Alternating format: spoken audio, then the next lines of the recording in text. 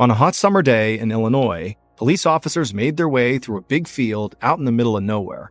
They pushed aside the tall grass and they could see and hear flies buzzing all around them. And then suddenly, the officer at the front of the group stopped. They crouched down and then signaled to the others.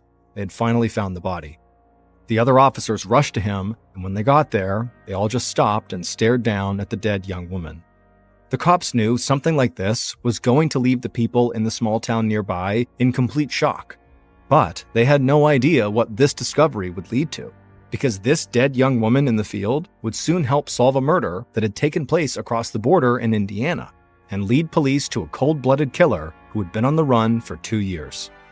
But before we get into that story, if you're a fan of the strange, dark, and mysterious delivered in story format, then you've come to the right podcast, because that's all we do, and we upload twice a week, once on Monday and once on Thursday. So, if that's of interest to you, please remove the Follow Buttons deodorant stick from its container and replace it with cream cheese. Okay, let's get into today's story.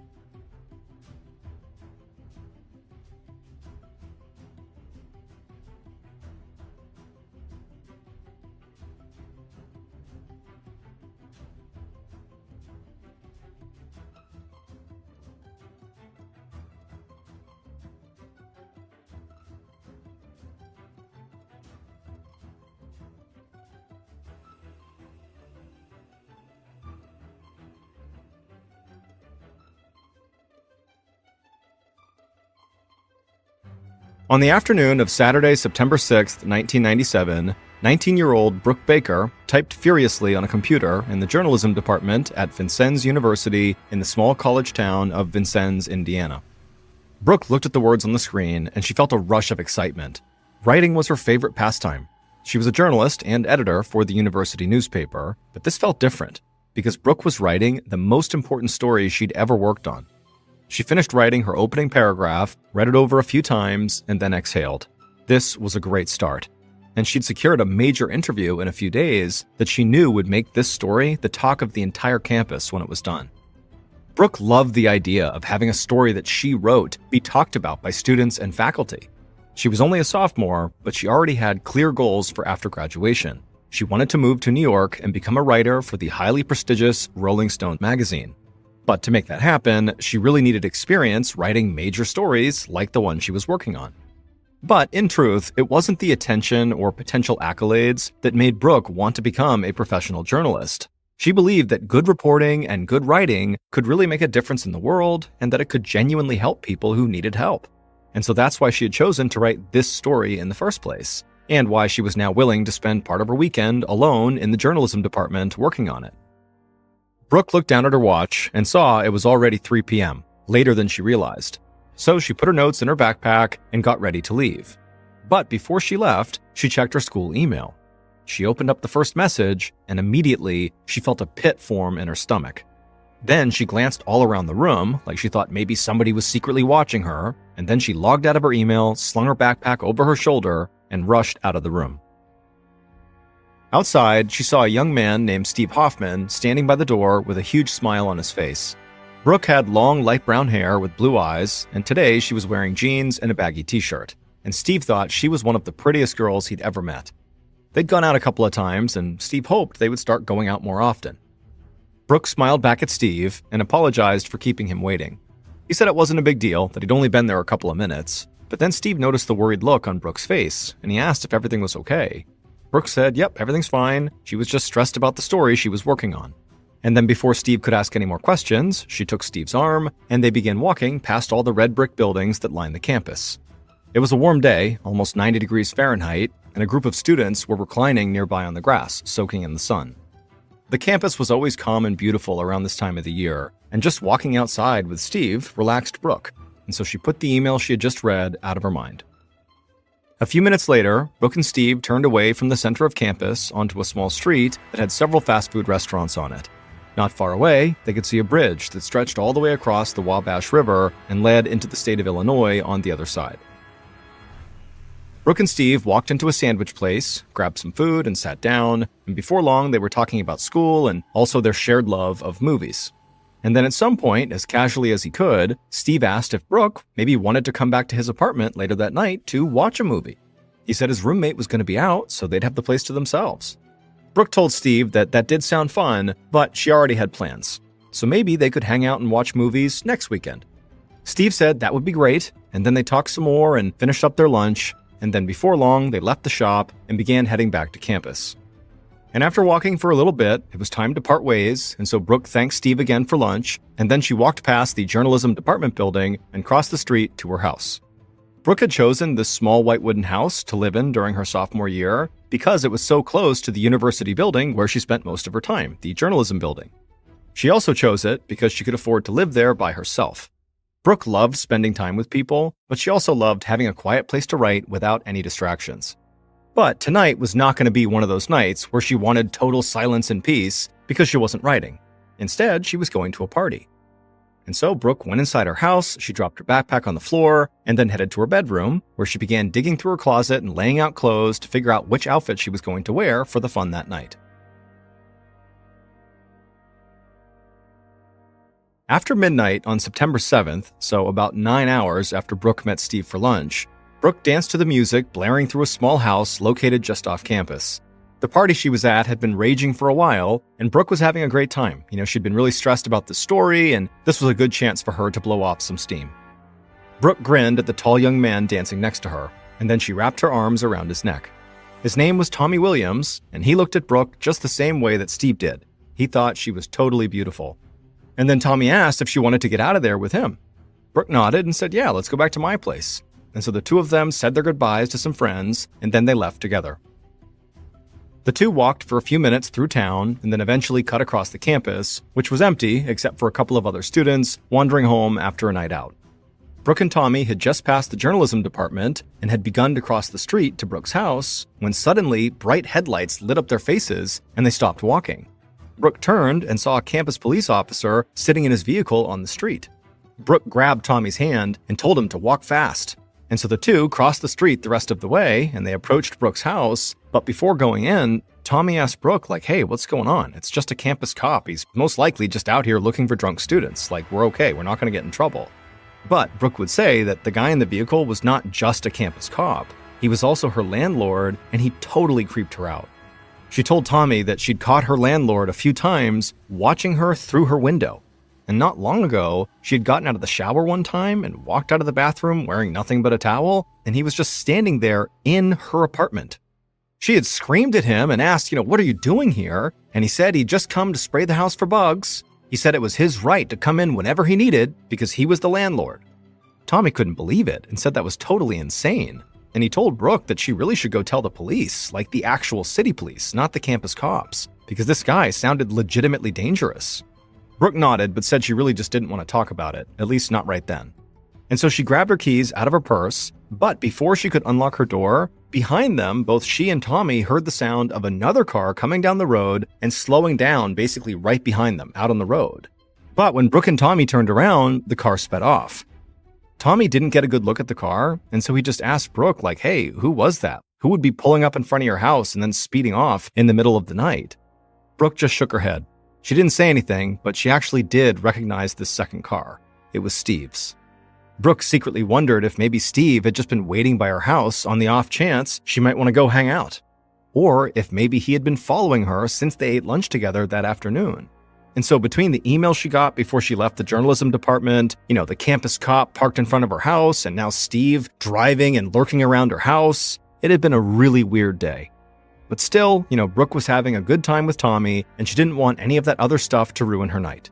So she opened the door and led Tommy inside.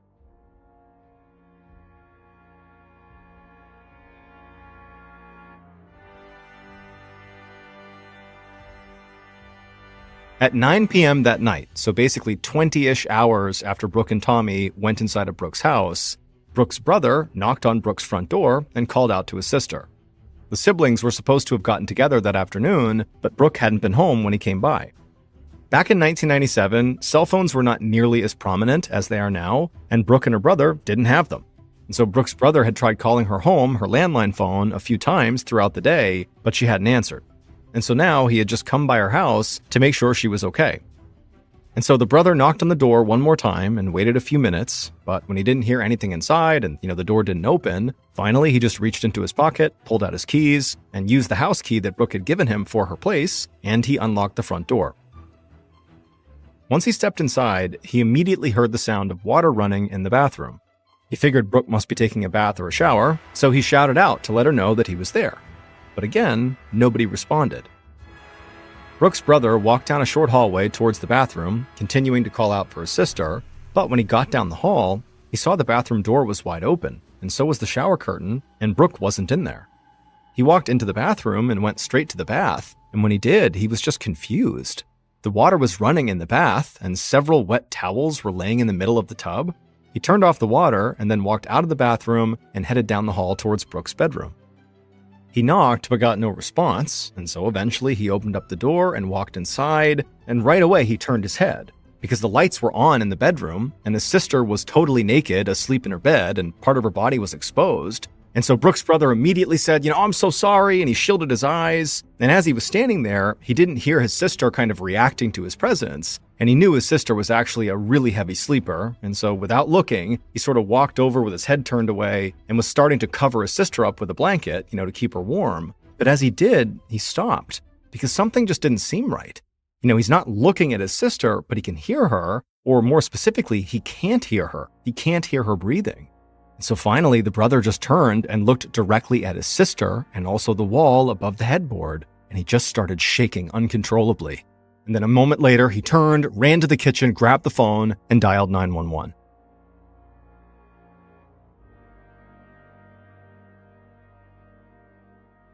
A few minutes later, Detective Greg Winkler of the Indiana State Police pulled up to Brooke's white wooden house and parked several feet away from the ambulance that was already out front. The town of Vincennes had a really small police department, and so anytime there was a violent crime in the town, the state police were called.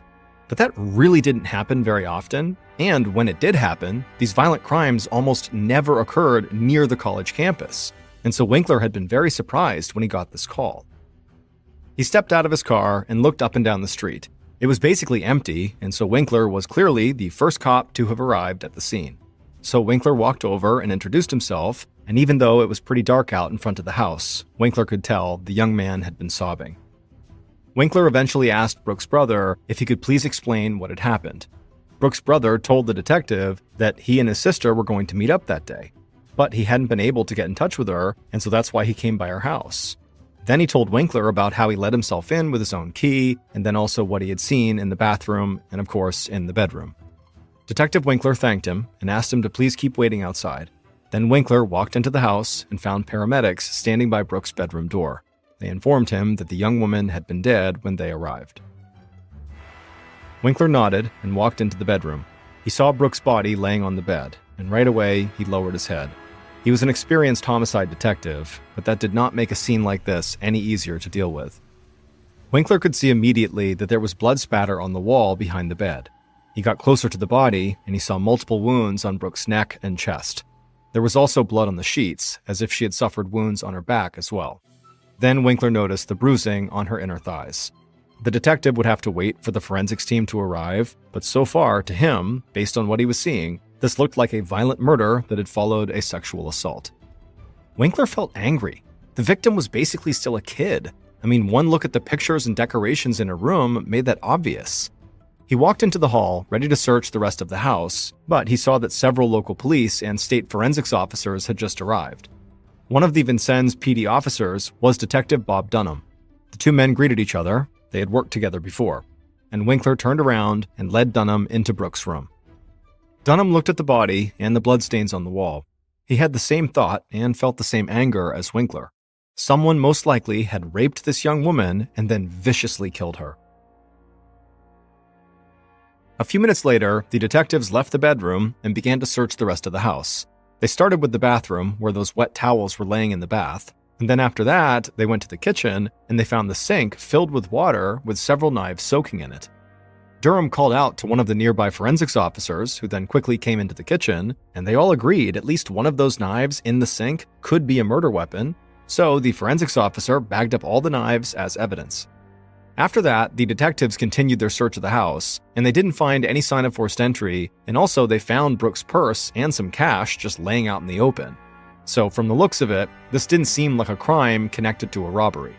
And not long after the detectives had done this search of the house, the forensics team that was also at the house determined that very likely Brooke had been sexually assaulted before being killed, just like the detectives had thought. The forensics officers also pulled DNA samples from Brooke's body, from under her fingernails, and also from the blood on the wall, and they informed the detectives that they would have further information about what happened to her after processing a rape kit. And so to this point, the detectives felt like they sort of had a good amount of information about what very likely happened here, a rape followed by a murder. A horrible thing, but relatively straightforward. And so the detectives believed they were looking for a man, maybe a current or ex-boyfriend who Brooke knew well enough to let into the house, because again, there was no sign of forced entry.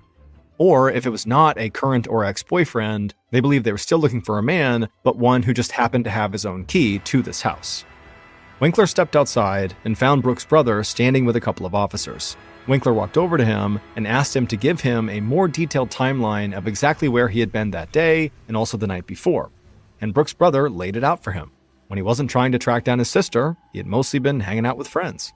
Now, the police would obviously have to follow up with his friends to confirm his alibi, but for now, they took him at face value, and then Winkler asked the brother if he knew of anybody else, friends, family, anybody, who might have a key to his sister's house.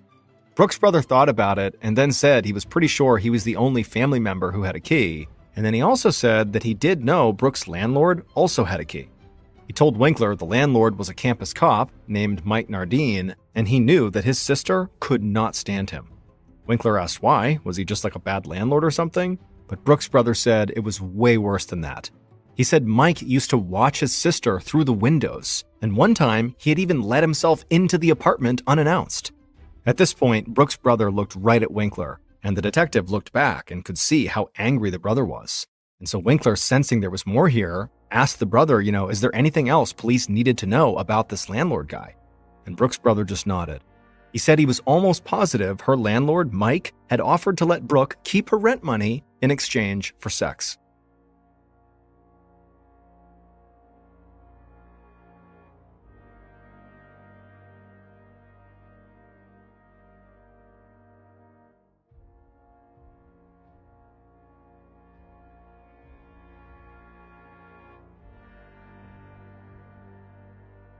A couple of days later, Detective Winkler and Dunham met with Mike Nardine, the landlord. Brooke's autopsy report suggested that she had been murdered late at night on September 6th or in the early morning hours of September 7th, and the detectives had learned that Mike, the landlord, was working on campus around that exact time and not far from Brooke's house. Mike walked into the small interview room at the Vincennes Police Department and sat down across from the two detectives. And right away, the detectives could tell Mike was angry. He made it very clear that he did not understand why they would drag a fellow officer in for this kind of interrogation. But Winkler and Dunham assured Mike they were just trying to get a clear picture of what had happened. This didn't seem to make Mike any happier, but he did answer the detectives' questions about his relationship with Brooke. He told them that he was her landlord and that they would talk from time to time when he was doing work on her house or collecting the rent. When there was a pause in the conversation, Winkler just asked Mike straight out if he had ever spied on Brooke when she was in her house, or if he had ever told Brooke she could exchange sex for rent. Mike glared at the two detectives. He said none of that happened, and if he ever showed up at the house unannounced, it was just to do work that had to get done. That was it. At this, Dunham spoke up, and he told Mike, okay, that all makes sense, and then Dunham asked if Mike would submit to a polygraph test and also provide a DNA sample. After all, if Mike was telling the truth, DNA and a polygraph were the easiest ways to prove that. Mike continued to just glare at the two detectives, but he agreed to both requests. And so Dunham and Winkler excused themselves and walked out of the room, and they quickly arranged for the polygraph test and also sent an officer into the room to swab Mike's cheek for the DNA sample. And a little while later that day, after Mike had taken the polygraph, the detectives thanked him for coming in and told him they would follow up if they needed to. Mike just shook his head and walked out of the room. Once he was gone, Winkler and Dunham joined the polygraph examiner, and the examiner reviewed Mike's test right in front of them, and he told the detectives that the results were inconclusive. which meant there was definitely a chance that Mike had lied on several questions, namely about his relationship with Brooke. Investigators knew it was going to take some time to get the test results back for Mike's DNA sample, as well as the DNA samples that were taken from the crime scene. So while they waited, they spent the next several days interviewing Brooke's friends and family to try to get as much information about the college sophomore as possible. And during these interviews, several people vouched for Brooke's brother's whereabouts on the night and early morning when his sister's murder had supposedly taken place. And so Winkler and Dunham did not consider him to be a primary suspect. But just about all of Brooke's friends told the detectives that there were two guys that Brooke had been seeing, Steve Hoffman and Tommy Williams, and she had hung out with both of them on the day before she was found dead. Winkler and Dunham brought Steve into the station first, and after he sat down, Steve kept fumbling with his hands and running his hands through his hair. It was obvious the kid was nervous. But the detectives didn't think that was very suspicious because, after all, he was young and he had just been thrown right into the middle of a murder investigation. Winkler spoke calmly to Steve. He said Steve was not in any trouble, but they needed him to be completely honest with them, even if whatever he had to say might be embarrassing or might make him feel like he was betraying Brooke's trust. Steve nodded and said he would tell them whatever they needed to know. So Winkler started by asking how long Steve and Brooke had been together. But right away, Steve said he and Brooke weren't really dating, they were just friends with benefits. They had started hanging out with each other recently, and they had had sex a few times, but Steve said he really liked Brooke, and he really hoped that their relationship would become more serious over time. Then Dunham asked point blank if Steve had slept with Brooke that past weekend, but Steve said no, he hadn't. He said he met Brooke for lunch on Saturday and asked if she wanted to meet up later that night at his place, but she said she already had plans. After a pause, Dunham leaned in and asked Steve if his lunch date with Brooke was actually the last time he had seen Brooke. And at this question, Steve sort of froze and began to stammer like he couldn't make a sentence, but then he finally said, after their lunch, he had just gone back to his apartment and his roommate, Brian Jones, could vouch for him. Dunham nodded and asked if he and his roommate Brian were both at the apartment the whole day. But Steve said that Brian had gone out later that night, so Steve at one point was at the apartment just by himself. And at this point, Dunham just said, okay, take a deep breath, and I want you to answer the original question. Was lunch the last time you saw Brooke? At this, Steve shook his head, and his face turned bright red like he was totally embarrassed. And he told the detectives that on the night after he and Brooke had gotten lunch together, he had driven to her house and actually parked his car nearby. He knew she had gone out that night, but he thought maybe when she got home, she might want to hang out with him. But around maybe 1 a.m. or so, he saw Brooke walk up to her door with another guy. And when he saw this, he felt this immediate rush of jealousy and anger, and for a second he drove right up in front of her house and then sped off down the street. Dunham and Winkler looked at each other as if they kind of knew that this was a big moment in the interview. And then Winkler turned back towards Steve and leaned in, and he asked if Steve had been angry enough about seeing this other guy to maybe go back to Brooke's house later to confront Brooke about the other guy. Maybe they got into a fight. Maybe things got out of control. At this point, Steve began to get visibly upset. He said he never went back to the house, he really liked Brooke, and he would never hurt her. He had just been stupid and jealous, and that was really it. The detectives let Steve collect himself, and then after a few moments, Dunham asked him if he would provide a DNA sample. And at this, Steve did not hesitate. He said he would do whatever they needed if it would help them find Brooke's killer.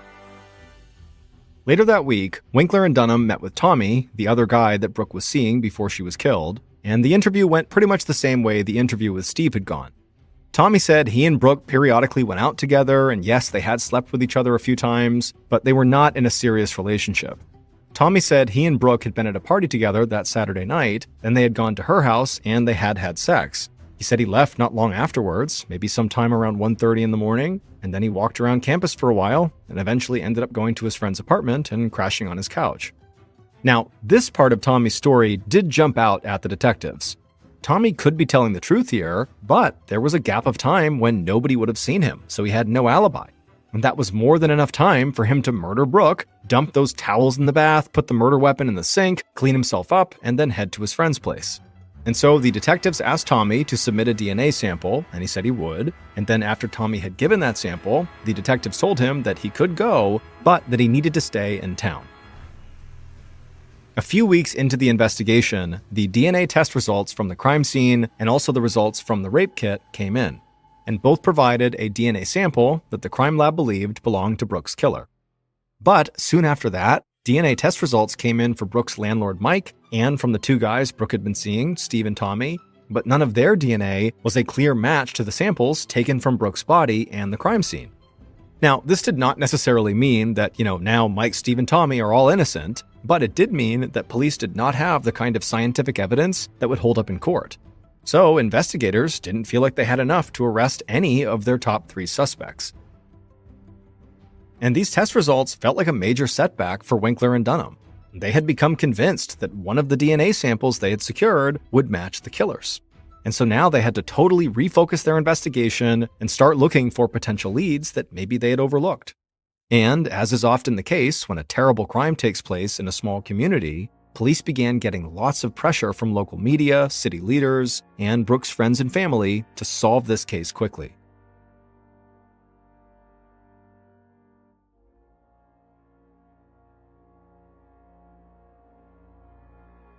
At around this time, Winkler and Dunham made their way across the university campus towards the journalism department.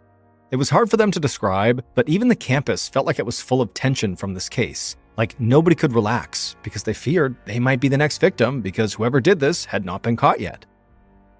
The detectives entered the journalism department, walked down a long hallway lit with bright fluorescent lights, and found their way to a small office that was cluttered with books. In the office was one of Brooke's journalism professors, who also served as Brooke's advisor, and she welcomed Winkler and Dunham, and then she sat down at her desk. The detectives thanked her for meeting with them, and then Winkler got right into it. He asked her if she knew of any rivalries between Brooke and maybe other journalism students. He told the professor that at this point, the police were looking for anything that might point them in the right direction. Brooke's professor said nothing like that was going on, at least nothing that she was aware of. She said Brooke was very friendly and outgoing and was able to get along with pretty much everyone. She was even one of those rare students who didn't fall into a specific clique and who had friends from all different groups on campus.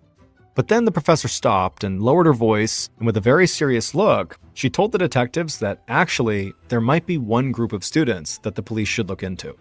The professor said right before Brooke was killed, she had been working on a story that was going to make a lot of people angry. She was covering an alleged rape that had taken place during a frat party right out on the steps in the front of the frat house. Brooke was set to interview the young woman who was accusing the fraternity brothers, but Brooke had died just days before that interview was going to happen. At this, Winkler and Dunham shot each other a look. This was not anything that Brooke's friends had mentioned.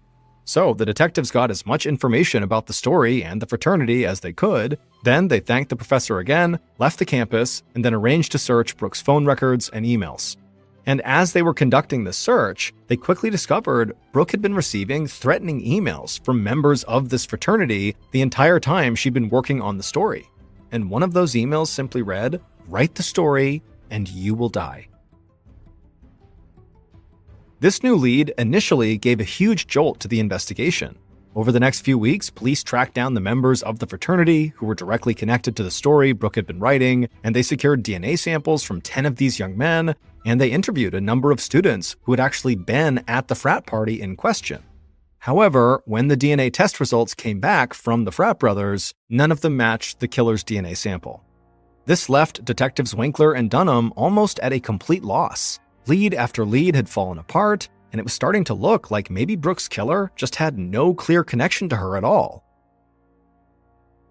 Over the next several months, the detectives continued to search for new evidence and new leads, but nothing of use surfaced. And eventually, the Vincennes Police Department determined that they didn't have the resources to continue their full-time investigation. So Detective Dunham was pulled away to work on other cases. And then finally, after a year had gone by and still there was no more traction on the case, the Indiana State Police determined that Brooke's murder was now officially a cold case. On July 5th, 1999, almost 2 years after Brooke's murder, Detective Winkler sat at his desk looking over cases that had come in during the July 4th holiday. The phone rang and Winkler answered. Detective Dunham was on the other line, and he was talking so fast, Winkler almost couldn't understand him. But Dunham eventually slowed down and said he was at an apartment in town following up on a missing persons call, and Winkler needed to get there right now. And so Winkler, who trusted Dunham, he hung up, got in his car, and sped across town. Winkler found Dunham waiting for him outside the apartment complex, and then as soon as Winkler got out, Dunham quickly led him into the apartment and right to the bathroom. And Winkler almost could not believe what he was seeing. A pile of wet towels were right there in the middle of the tub, and Dunham told Winkler the bathwater had been running when police arrived at the scene. Then Dunham led Winkler to the kitchen, and the sink was filled with water, and knives were soaking in it. Next, they went to the bedroom, and Dunham showed Winkler the bloodstains on the wall. The crime scene looked almost identical to the scene at Brooke's house, except for one major difference. The Vincennes University sophomore who lived there, Erica Norman, was nowhere to be found. Investigators thought there was still a chance Erica was alive, and so they quickly coordinated with local and state police right across the Wabash River in Illinois, and they launched a two-state search for her. But 15 days later, on July 20th, 1999, police would find Erica, but she was deceased. Her body was found abandoned in a field on the Illinois side of the river. Back in Indiana, Winkler and Dunham met with several of Erica's friends, and one of them told the detectives that the night Erica had gone missing, she had gone home to watch movies with a guy she knew from work. And when Erica's friend told them who this guy was, the detectives felt a rush of adrenaline, but they also felt a huge sense of regret. They recognized the name, and so now they were nearly certain who had killed both Erica Norman and Brooke Baker.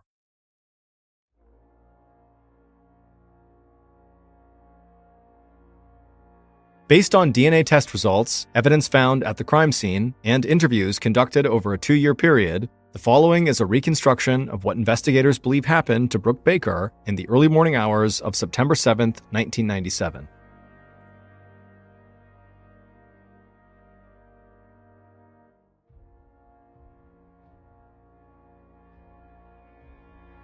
The killer sat on the couch next to Brooke. The pair was watching TV, but at some point Brooke said she was tired and just wanted to go to bed. However, as Brooke began to get up to leave, the killer turned and grabbed her by the arm and pulled her in to kiss her. Brooke shied away and said she didn't want to do that, but the killer just jumped on top of her and then tried to take her clothes off. Immediately, Brooke tried to fight him off, and she slashed the killer's face with her fingernails, and the killer was so stunned by it, he kind of sat up for a second, at which point Brooke managed to jump up from underneath him off the couch, and she ran down the hall. But the killer just ran right after her. He caught up to her, grabbed her from behind, and shoved her into the nearest bedroom. He forced Brooke onto the bed, ripped off her clothes, and then sexually assaulted her. The whole time, Brooke tried to fight back, but she couldn't break free. And then at some point, the killer, who was on top of her, grabbed her by the throat and started choking her.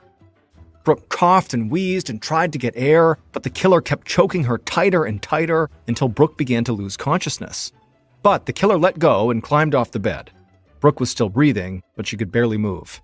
And so the killer ran out of the room, went to the kitchen, grabbed a knife in the sink, and then ran back to the bedroom. Brooke saw her killer rushing back into the room with the knife, and so she used the little strength she had left to turn over on her side and try to pull herself up and out of the bed, but the killer just leapt on top of her again, and he slammed the knife over and over and over again into Brooke's back, stabbing her a total of 11 times.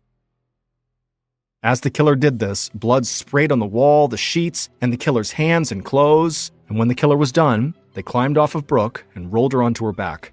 They weren't sure, but they thought Brooke was still breathing. So they raised the knife and stabbed her in the chest. Now, the killer was sure she was dead. The killer climbed off the bed and stood in the bedroom, breathing heavily and trying to collect their thoughts. Finally, they walked out and went to the bathroom. They put the knife down, grabbed a few towels, and tried to wipe the blood off themselves. Then they threw the towels into the tub and turned on the water. Then they picked up the murder weapon, the knife, and went to the kitchen. They filled the sink up with water and then dropped the knife in it to soak. Then the killer walked through the apartment, turned off the TV, then walked to the front door. They opened it up and locked the handle from the inside, and then poked their head out, kind of scanning the street. And when everything looked clear, the killer casually stepped outside, closing the now locked door behind them, and then they took off running across campus back to their apartment.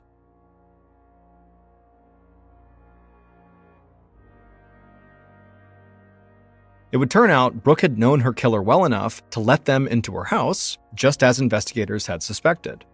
But the killer was not one of the young men Brooke was seeing. It was actually one of their roommates. At the time of Brooke's murder, Brian Jones had lived with Steve. the guy who met Brooke for lunch and hoped to, at some point, have a more serious relationship with her. And so Brian had met Brooke a few times when she had come by the apartment to see Steve, and, they had gotten along well, because Brooke got along with basically everybody. But Brooke had no idea that in those sparse interactions she had with him, Brian had developed an obsession with her. And so on the night that Brooke would be murdered, Brian went out and just kept thinking about her. And when he showed up at her house later that night, he was determined to have sex with her, whether she wanted to or not. And when Brooke denied him, Brian raped and then murdered her. Brian's name had come up in Brooke's murder investigation, but only in passing. And after 2 years went by, it looked like he would get away with his horrific crime. But then Brian had become obsessed with Erica Norman, another Vincennes University sophomore who had light brown hair and light eyes. Brian knew Erica from work, and just like he had done with Brooke, he decided he was going to have sex with her no matter what. And on that night in July of 1999, he went to Erica's place to watch movies, but then just assaulted and murdered her almost identically to how he had done it 2 years earlier at Brooke's house. In fact, putting the towels in the bath and soaking the knife in the sink was something Brian had seen in a movie and imitated. But this time with Erica, he moved her body to a field across the border in Illinois, thinking that would help distance himself from the crime. But one of Erica's friends knew that Brian had gone to Erica's house on the night she disappeared. And so when Detectives Winkler and Dunham tracked Brian down, they convinced him to provide a DNA sample, and when the results came back, investigators finally got their match to Brooke's killer's DNA. Brian was found guilty of both murders and sentenced to life in prison plus 60 years without chance for parole. To honor Brooke's love of writing and her belief that journalists could change the world, the Indiana Collegiate Press Association established the Brooke Baker Indiana Collegiate Journalist of the Year Award, and it continues to inspire young journalists to use their work to help others.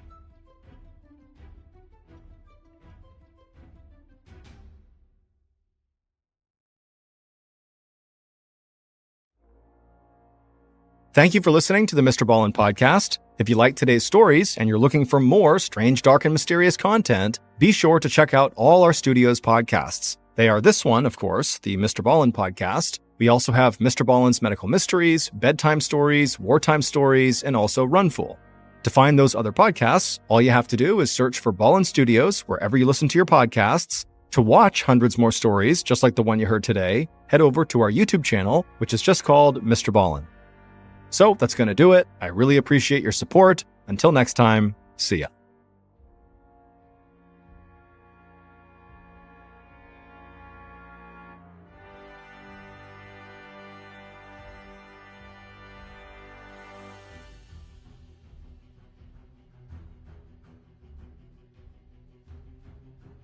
One afternoon in the summer of 2001, a man pulled up to a pump at a gas station and began fueling his car. Once his car was full, the man put the nozzle back into its holster, he hopped back inside of his car, and he was about to fire up the engine again when he stopped, because something had caught his attention.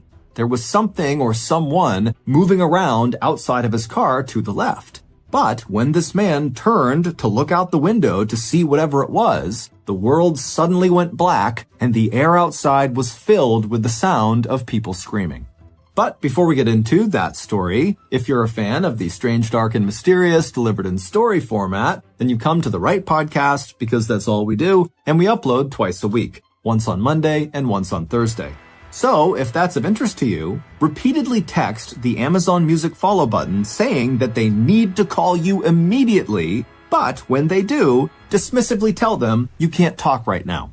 Okay, let's get into today's story.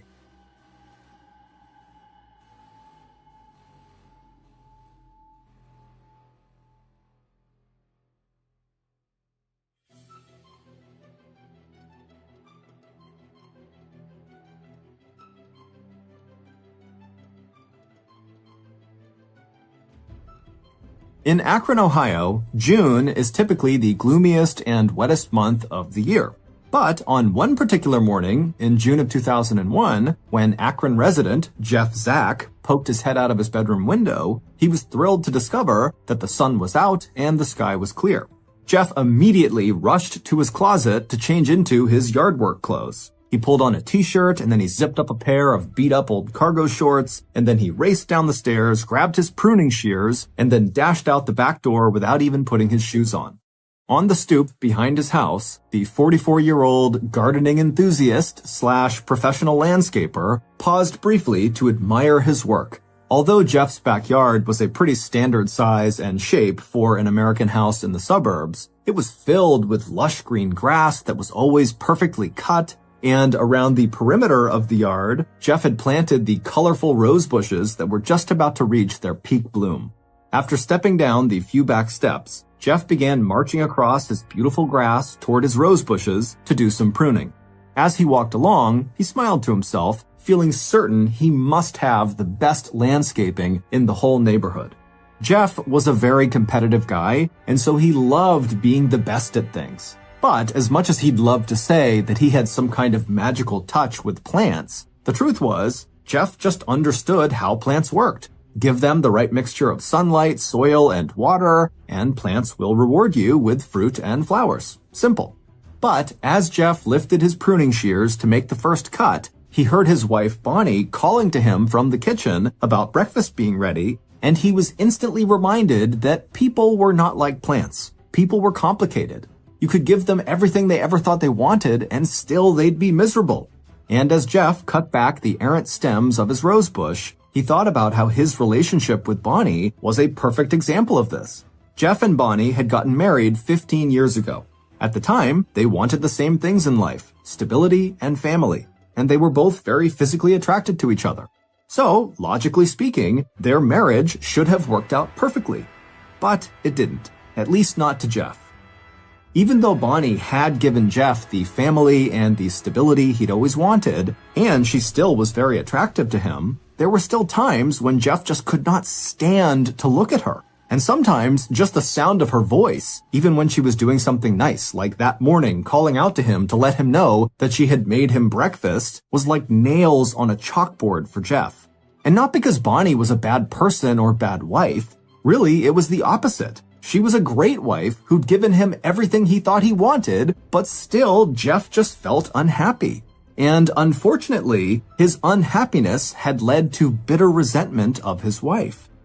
However, recently, Jeff had begun telling himself that it was him who needed to make changes, not his wife. And so, over the last month, Jeff had been making a very conscious effort to be kinder, more patient, and less hot-headed when he was around his wife and also his son.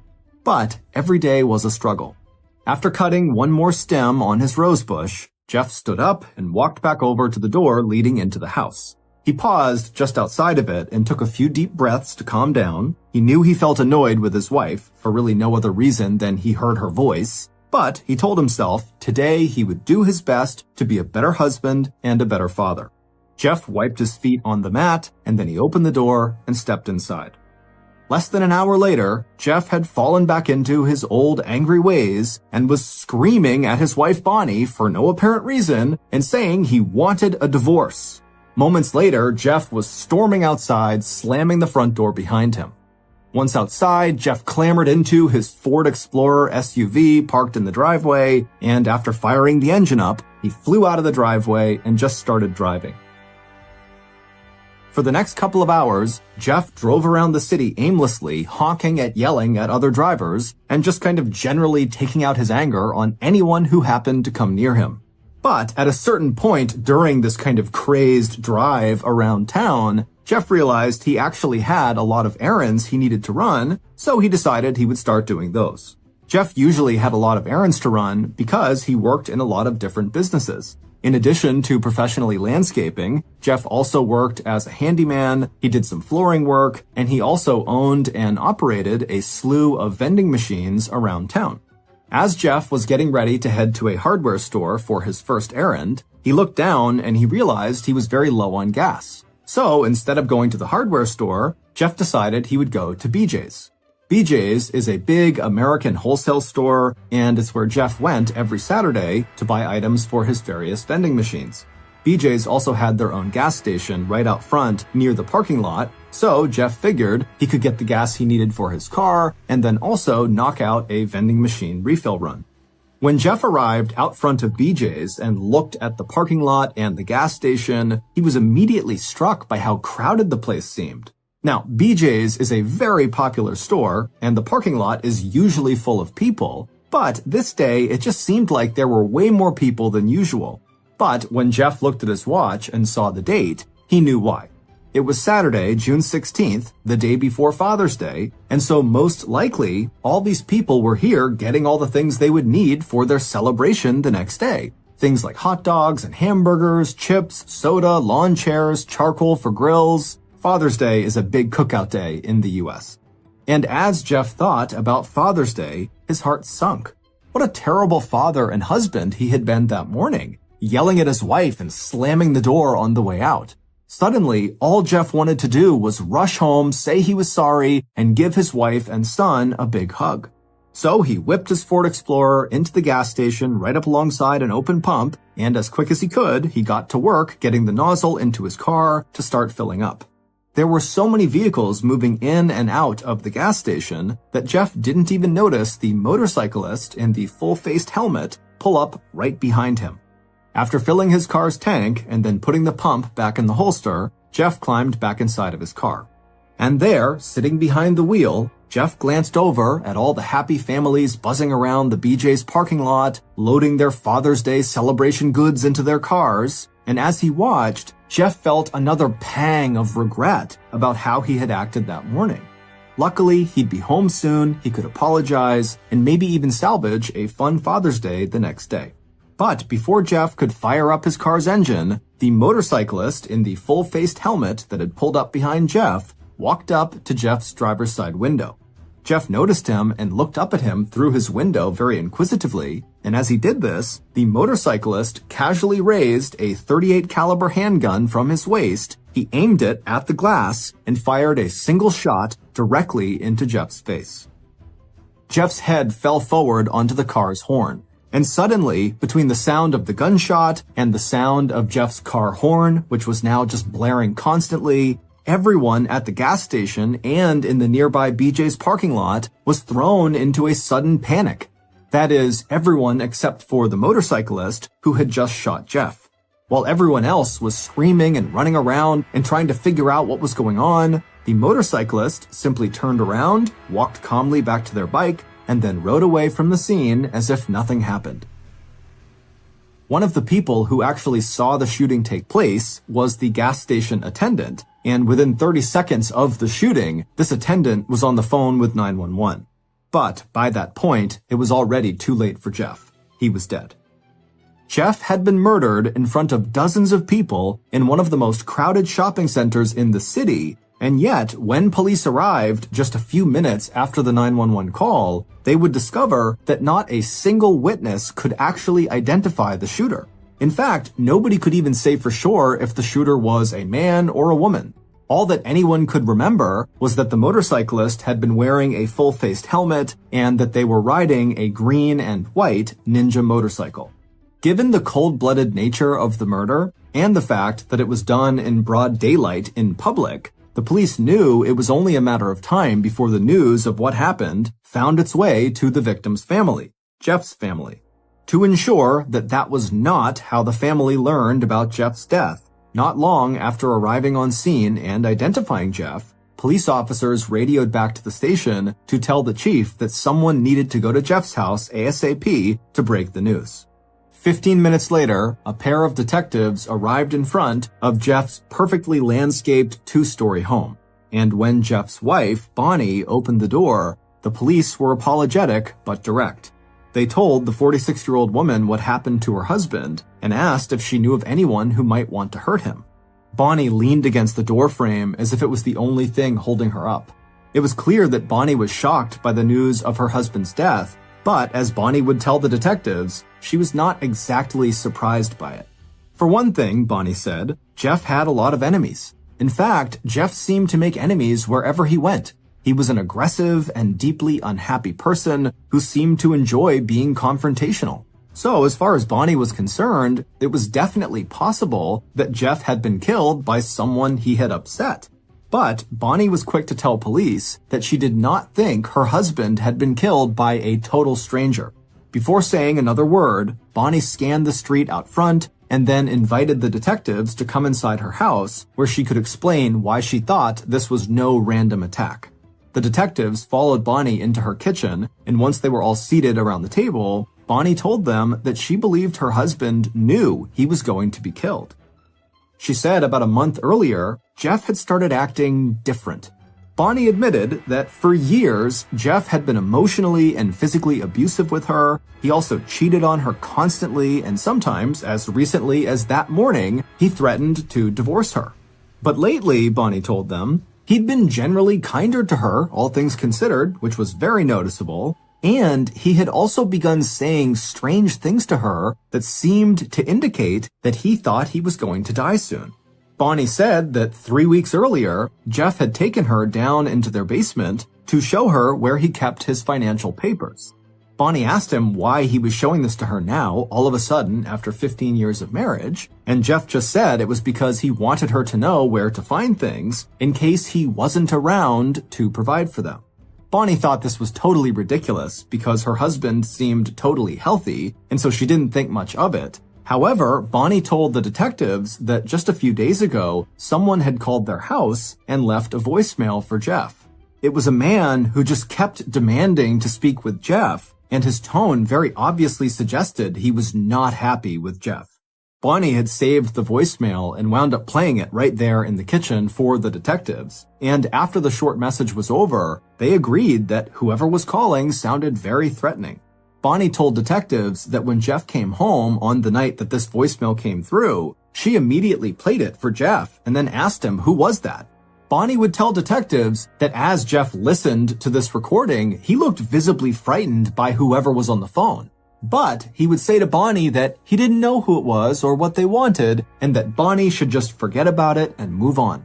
But Bonnie could tell her husband was lying. It seemed obvious to her that Jeff knew who this guy was, he knew what he wanted, and he just didn't want to tell her. This information was obviously very interesting to the detectives, but the most interesting thing they would hear while visiting Jeff's house was not this recording or anything Bonnie said. Instead, it was something Jeff and Bonnie's 12-year-old son said. While Bonnie and the detectives sat at the kitchen table talking, Bonnie and Jeff's son came into the house, and after he was told what happened to his father, he was absolutely devastated, but after composing himself, he told police that he might know who killed his father. He said just one night earlier, he had been watching TV with his dad when out of the blue, his dad, Jeff, turned to him and said, "If anything happens to me, Ed George did it." At the mention of this name, Ed George, the detectives' ears perked straight up because they knew who Ed George was. In fact, pretty much anyone who lived in Akron, Ohio, knew who Ed George was. Ed was one of the wealthiest men in Akron, and he owned one of the city's most popular institutions, a place called Tangier. Tangier was part restaurant, part nightclub, and part banquet hall. And over the years, it had played host to major celebrities and personalities, ranging from the Beach Boys to Tina Turner to President George H.W. Bush, and years later, his son, President George W. Bush. There had always been rumors that some of Ed's wealth might be tied to organized crime, but those rumors had never been substantiated. And as far as anyone could tell, Ed was an upstanding citizen. He was an active member of the Catholic Church and a devoted father of 7 kids. So why had Jeff told his son that Ed might hurt him someday? After talking for a while with the son and with Bonnie, the detectives left for the night. The next morning, when the detectives went into the station, they told their colleagues about what Jeff had told his son about Ed George. And in that moment, one of the detectives, a guy named Paul Callahan, suddenly remembered a strange interaction he'd had with Ed about 6 months back. Paul had known Ed for years. Paul was in an Irish folk band that used to play at Ed's restaurant, Tangier, every St. Patrick's Day, so it wasn't weird for Paul to get a social call from Ed every once in a while. But 6 months ago, when Ed called Paul on his office line at the police station, it was not for a social call. On this call, Ed told Paul that some guy had been harassing his wife, Cindy. Paul asked Ed if he knew who this guy was, and Ed said yes. Paul said, okay, who is it? But Ed said he didn't want to tell Paul. He also said he didn't want to file a police report. At first, Paul was confused by this, but he sensed that maybe Ed was just looking for some advice on how to handle the situation on his own. So Paul told Ed to just go confront the guy and tell him to leave Cindy alone. Ed said, okay, thank you, and then they both hung up. Now, normally, Paul might have just forgotten about a call like this. Except, this was not the only time Ed called Paul about this guy who was harassing his wife. In fact, just 2 weeks earlier, so roughly 5 months after this first call Paul got from Ed, and only 2 weeks before Jeff's murder, Ed called Paul again to say this guy was still harassing Cindy. After Paul finished telling his colleagues about these strange calls he got from Ed, the whole police department quickly began to wonder if maybe the guy who was harassing Ed's wife was actually Jeff, and maybe Ed did confront Jeff about it, and in the process of this confrontation, Ed killed Jeff. Regardless, the police knew they needed to figure out why Jeff had told his son that he thought Ed was going to hurt him. And who better to ask than Ed himself?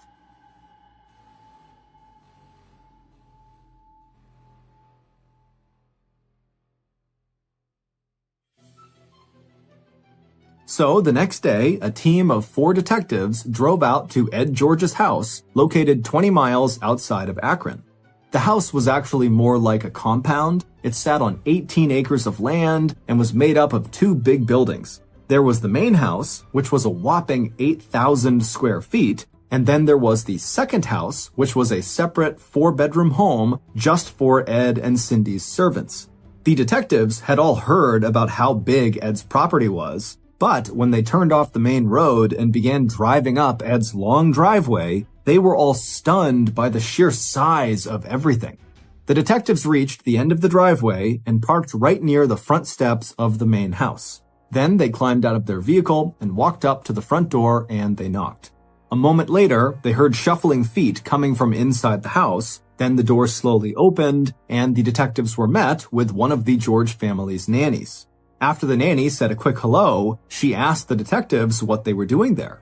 And when they explained the situation, the nanny said that Ed was actually not home at the moment. He was out golfing and wouldn't be back for a while.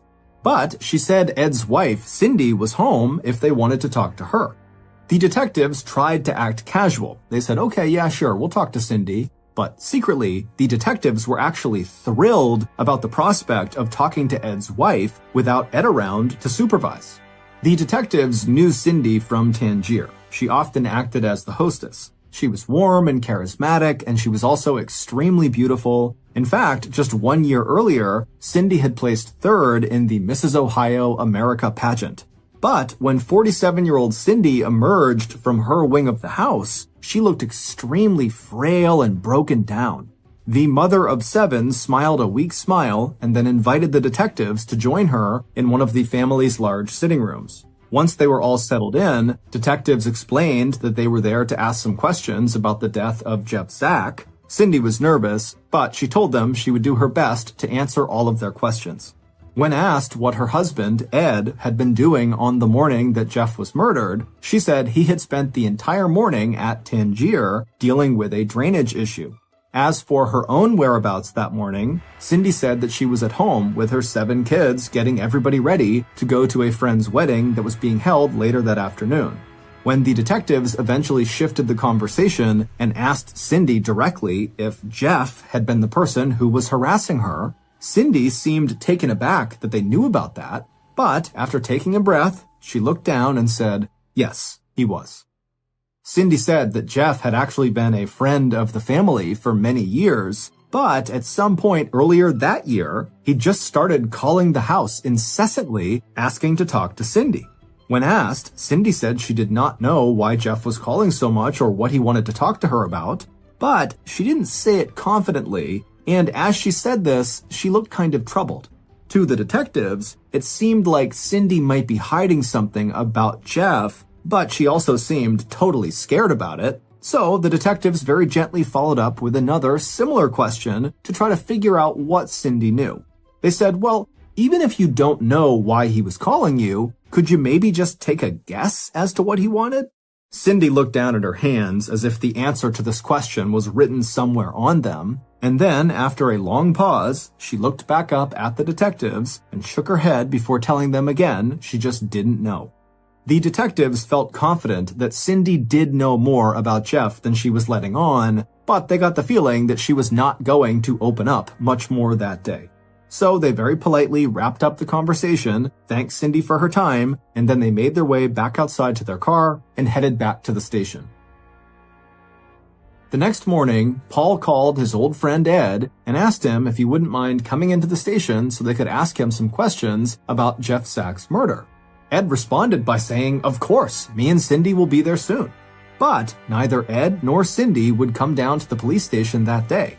Instead, about an hour after that phone call with Paul, Ed's lawyer showed up at the police station and walked straight up to Paul's desk and informed the detective that his client, Ed George, would not be participating in this investigation. The lawyer then turned around and left. Paul was stunned. He felt like if Ed was innocent, he never would have sent his lawyer in like that. But without evidence tying Ed to Jeff's murder, there was really nothing the police could do. Over the next few weeks, the police tried calling Ed and Cindy's friends and relatives in the hopes that someone would be willing to shed some light on what happened between Ed and Cindy and Jeff. But one after another, Ed's friends and family all declined to speak with law enforcement and just told the detectives to speak with their lawyers instead. And these lawyers, the detectives would discover, were all being paid for by Ed. But again, despite how guilty Ed looked, without evidence, there was really nothing police could do about Ed or how he was conducting himself. So the detectives had to go back to the drawing board. They spent days reviewing the crime scene photos and reading witness statements and playing Bonnie's voicemail tape over and over again, but none of that got them anywhere. And then, one day, the detectives realized they'd missed something. The detectives were sitting around at a conference table talking in circles about the case when one of the detectives picked up a photo of the George family, and this detective immediately noticed something. In this photo were Ed and Cindy and their 7 kids. 2 of their kids were adopted, and so of course they looked nothing like Ed or Cindy. But as this detective stared at this photo, they noticed that 4 of the 5 biological children looked exactly like Ed and Cindy.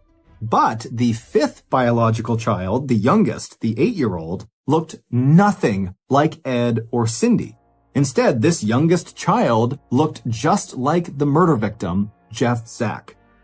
The detective who noticed this turned the photo around to show her colleagues, and after looking it over, they all agreed. And if this 8-year-old child was indeed Jeff's child, not Ed's, then the child was clear evidence of an affair happening between Cindy and Jeff, which would give Jeff a reason for wanting to call Cindy all the time, and it would give Ed a motive for wanting to kill Jeff. When the detectives brought this theory to the county prosecutor's office, they agreed there was enough evidence to get a warrant that would force the Georges to take a paternity test. So that's what they did. The warrant was issued, and on August 24th, 2001, a little more than 2 months after Jeff's murder, Ed and Cindy, along with the 8-year-old youngest child, arrived in a doctor's office to take a court-ordered DNA test. And sure enough, when the results came back 3 weeks later, it would show that Jeff was the father of this child, not Ed. The George family was notified by phone, so the detectives didn't get to see how Ed or Cindy reacted to the news. But when the results of this paternity test made it to the local press, people were absolutely shocked. Ed and Cindy were like local celebrities, and they seemed like the perfect couple. So this news about Cindy's affair quickly swept through the city, and soon locals would begin openly speculating about the possibility that Ed had hired a hitman to murder his wife's lover, Jeff. And it wasn't just the locals who thought this was what happened. The police also suspected that this was a professional hit. And so they began scouring Ed's phone records, his bank statements, and questioned every Tangier employee willing to speak to them in order to find the evidence they needed that proved Jeff's murder was an assassination paid for by Ed. But after months of looking, they found nothing, and so it was starting to look like this case was going to go cold. However, about 1 year after the murder, a new tip would come into the station that would lead the detectives in a roundabout way to the home of a 40-year-old single mother named Christine Todero, and she would break the case wide open. Christine seemed to have no apparent connection to the case, but she believed that her ex-husband was the masked motorcycle-riding hitman, the man who killed Jeff Zack. And the reason she believed this was because one time, when she was speaking on the phone with her ex, he made this joke about him being the killer. But Christine suspected he was not actually joking, because during her brief marriage to him, 35-year-old John Zaffino had been violent and dangerous. In fact, Christine left him because he punched her 13-year-old son in the face and, in a separate incident, broke Christine's arm intentionally. When Christine listened to the mysterious voicemail that Jeff's wife Bonnie had shown police, where some guy was demanding to speak to Jeff, Christine's eyes shot wide open and she said, "Yes, 100%, that is my ex-husband, John." After that, detectives would run a search on any and all vehicles registered in John's name, and by noon, they had a full report in their hands. Everybody at the station got a copy of this report, and together, the detectives reviewed it line by line, scanning for anything that could tie John to Jeff's murder. And within minutes, the detectives found what they were looking for. According to the report, in May of 2001, less than 1 month before Jeff's murder, John had purchased a motorcycle from a dealership outside of Akron. And when police called that dealership, the manager told them that the bike John had purchased was a black ninja-style bike with a green stripe, just like the one ridden by the person who killed Jeff. Detectives would also discover that in that same month, John had also purchased a weapon, a .38 caliber handgun, the same kind of gun that killed Jeff. But while John certainly looked like the prime murder suspect, there were still 2 questions the detectives were struggling to answer. The first was, why would John do this? There was no connection between him and Jeff whatsoever. So was he just a hitman, potentially hired by Ed? Nobody knew. The second question was, how could John afford the very expensive motorcycle and gun? The police had done a lot of digging on John, and they knew he did not have very much money. In fact, John was so deep in debt, he couldn't even afford his own apartment. The police would spend months searching for the answers to these 2 general questions, and by the time John was arrested in September of 2002, detectives would be convinced that both of these questions actually had the same answer, and that answer was Sparky. Sparky was the nickname John had given to a woman he met one night in the summer of 2000, about a year before Jeff's murder. That summer, John was standing outside of a restaurant in Akron when he saw this woman, Sparky, walking toward her car. She was beautiful, she was alone, and to John, she looked really sad. So John walked up to her and started a conversation.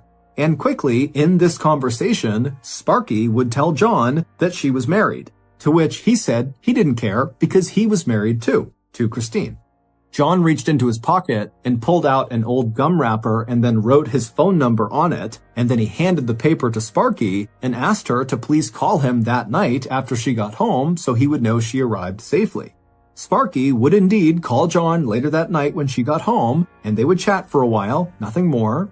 But not long after this first interaction, Sparky began sneaking off from her husband to go meet up with John. Now, at the time, John did not have a steady source of income or an apartment of his own. So, not long after they met, Sparky moved John into an apartment that she paid for where they could spend the nights alone together. She also paid all of John's other bills and bought him a cell phone so she could reach him whenever she wanted. It was an extremely passionate love affair, but they both talked openly about the future and how maybe there was some way for them to be together long term. However, Sparky made it very clear that no matter what, she would never, ever leave her husband. Before she married her husband, she had nothing. She was a poor coal miner's daughter living in a 200-square-foot house with 3 other people. But now, through her husband, she had a home and she had some nice things, and so she was not prepared to give any of that up. However, things in Sparky's married life were far from perfect, as John would find out one night in January of 2001, roughly 6 months after meeting Sparky. That January night, Sparky called John hysterically crying. She told him that an ex-boyfriend of hers was giving her serious problems. It would turn out John was not the first man Sparky had had an affair with. It would also turn out that this other guy was not technically Sparky's ex-boyfriend, at least not yet. Sparky had been seeing this other guy for nearly a decade, and she had tried to break it off with him many times in the past, but each time he always figured out a way to rope her back in. But now that Sparky was with John, she finally had the courage to tell this other guy that it was really over. And so she had told him that she did not want to see him again or have any contact with him whatsoever. And this made the now ex-boyfriend absolutely furious. He started threatening to hurt Sparky and her children, and he threatened to expose their secret relationship to the public. Sparky was terrified and didn't know what to do. John's reaction to all of this was not being upset with Sparky for seeing another man. Instead, John's reaction was fear. He was scared that if this ex-boyfriend exposed Sparky, then Sparky's husband would divorce her, and suddenly Sparky wouldn't have all that money that she got from her husband, and so Sparky would not be able to pay for John's life. Because remember, Sparky is paying for John's apartment, she's paying all his bills, she's paying for everything. And so John couldn't have that happen. He needed to make sure Sparky and her husband stayed married for his sake. And so naturally, a plan was made to murder Sparky's very troublesome ex-boyfriend, whose real name was Jeff Zack. No one knows for sure if Sparky or John initiated this murder plan, but what investigators do know is that in May of 2001, about 1 month before Jeff Zack was murdered, Sparky withdrew $5,300 from her bank account. And then 3 hours later, John used that same amount of money to buy the black Ninja-style bike with the green stripe. Also that same month, John purchased a handgun from one of his colleagues at the trucking company where he worked. A couple weeks after that, John quit his job at the trucking company because, as John told one of his colleagues, his girlfriend was going to be, quote, setting him up in business. 1 week later, on Saturday, June 17th, 2001, the day before Father's Day, John suited up in full-body leather and put on a full-faced motorcycle helmet over his head. Then he rode his brand-new motorcycle to BJ's Wholesale to wait for Jeff. John knew that Jeff would most likely swing by BJ's at some point that day because usually on Saturdays, Jeff would go to BJ's to buy candy to restock his vending machines. And so at 11:49 a.m., Sparky, aka Cindy George, mother of 7, called her lover and hitman, John, on the cell phone she had bought for him. The pair talked on the phone while John rode in circles on his motorcycle around the BJ's parking lot, hoping, praying that Jeff would show up. That call would end at 11:56, just as John spotted Jeff pulling into the parking lot in his Ford Explorer. As Jeff pulled up to one of the gas pumps, John pulled up right behind him. Then, after Jeff had fueled his vehicle and gotten back inside, John got off his motorcycle, pulled the handgun out of his saddlebag, and then walked right up to Jeff's driver's side window, aimed his gun, and fired a single shot directly into Jeff's face. In the confusion that followed, John managed to hop back on his motorcycle and ride quickly away from the scene without being followed. About 20 minutes later, when he'd reached a safe distance from the crime scene, he called Cindy again. We don't know exactly what was said on that call, but it's assumed that on this call, John told Cindy that he had just killed Jeff and that she no longer had to worry about her marriage to Ed falling apart. But, of course, whatever peace that murder brought for Cindy and John was short-lived. Because in June of 2003, almost exactly 2 years after Jeff was murdered, John was convicted of murder and sentenced to life in prison. Cindy would be arrested a year and a half after John went to jail, and then 11 months after her arrest, Cindy would be convicted of conspiracy to commit murder and sentenced to life in prison as well. However, Cindy's conviction would not stand. Less than 2 years after being sentenced, her conviction was overturned on appeal. The justices ruled that the evidence presented in her trial was insufficient to prove her guilt. And so, on March 22, 2007, almost 6 years after the murder of Jeff Zack, Cindy George was released from prison. And waiting for her outside the prison walls were her 7 kids and her husband, Ed. After a long, tearful embrace, the family hopped into a car and took Cindy back to their giant estate outside of Akron, where she and her family still live today.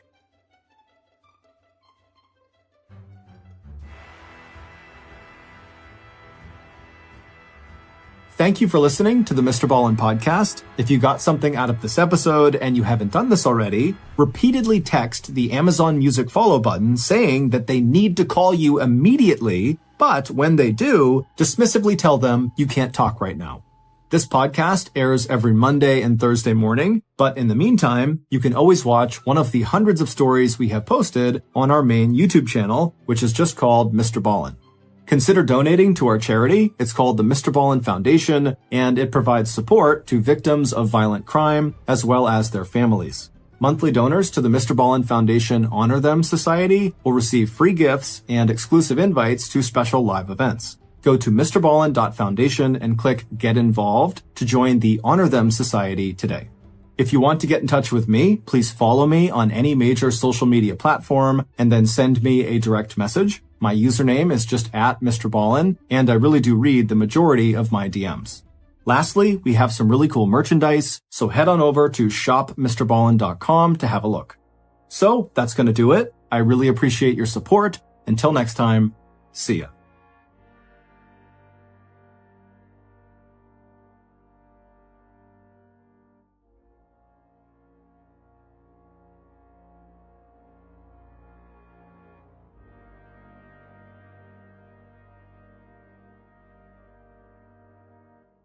On a night in March of 2017, a huge bonfire lit up the yard at a house party in Youngstown, Ohio. A group of friends in their 20s and 30s